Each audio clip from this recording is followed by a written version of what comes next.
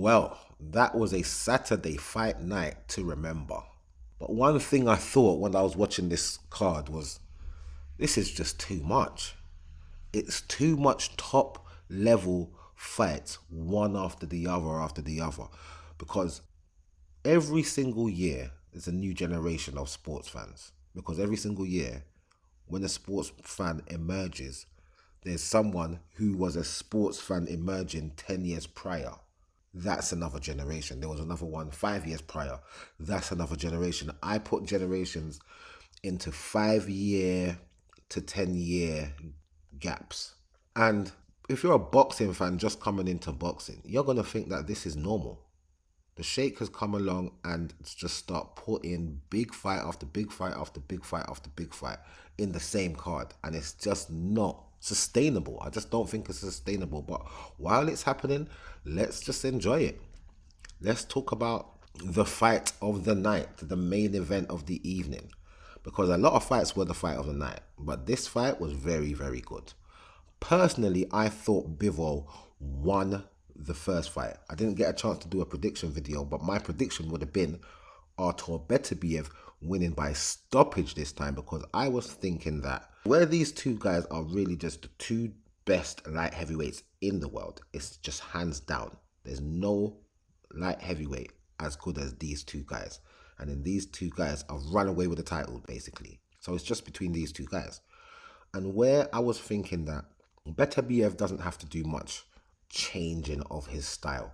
The one that's really going to have to change his style is Bivol. And if Bivol's going to change his style, the only thing he can really do is attack a bit more. And if he attacks a bit more, he's going to leave himself open to get caught more, which will then basically wear him down eventually.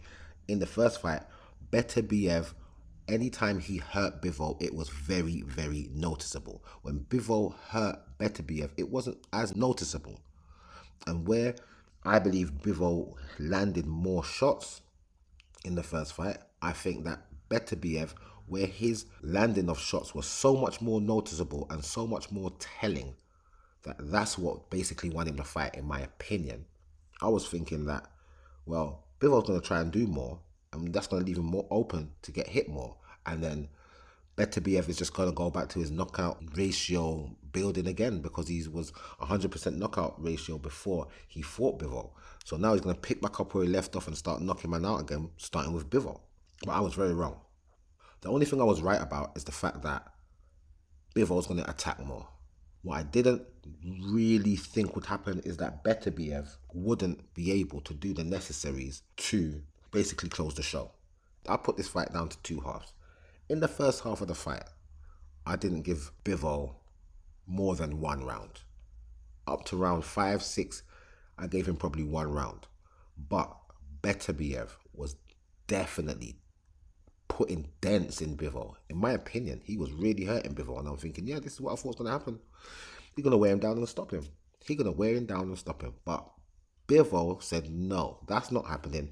And flipped the script by round, let's say round 5, 6. Because as much as I'm seeing Bivol get hurt in there, he's still doing what he needs to do to stay in the fight. It was similar to the first fight. It was very similar. But Beterbiev just seemed to put the pedal down a bit earlier. He seemed to turn on the afterburners quite early. So he was looking to take him out of there, in my opinion. He was looking to get Bivol out of there. But Bivol weathered the storm. And maybe Father Time is kicking in with Beterbiev right now. But it's not like he wore out and he got worn down. It's just that Bivol stayed with him the whole time. Especially later on. He put his afterburners on. 4, 5, especially like 5 to 6. That's when you could see the cogs turning for Bivol and him starting to really get his dominance and putting together very good combinations. These guys really very rarely go to the body. I don't understand that, because I was thinking if Bivol went to the body, Beterbiev, being the older guy, that could really put a dent in him. But it's okay. The fight was still very entertaining. Certain body shots every now and then. One thing for sure, two things for certain. No clinching. These guys do not clinch per se. Only when they're extra tired. I saw that maybe down in the 11th and 12th round. But for that fight, no clinching. Shots, blocks, feints, a lot of action. These guys are not entertaining outside the ring, but you see, once they're in the ring, it's pure fireworks. Good shot selection from Bivol down the stretch.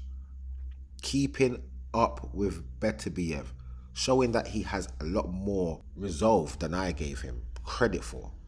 And he withstood the storm and turned it around where he was doing the more going forward. Come round 8 and 9, going forwards, everything was Bivol in terms of rounds 1. And he got his revenge.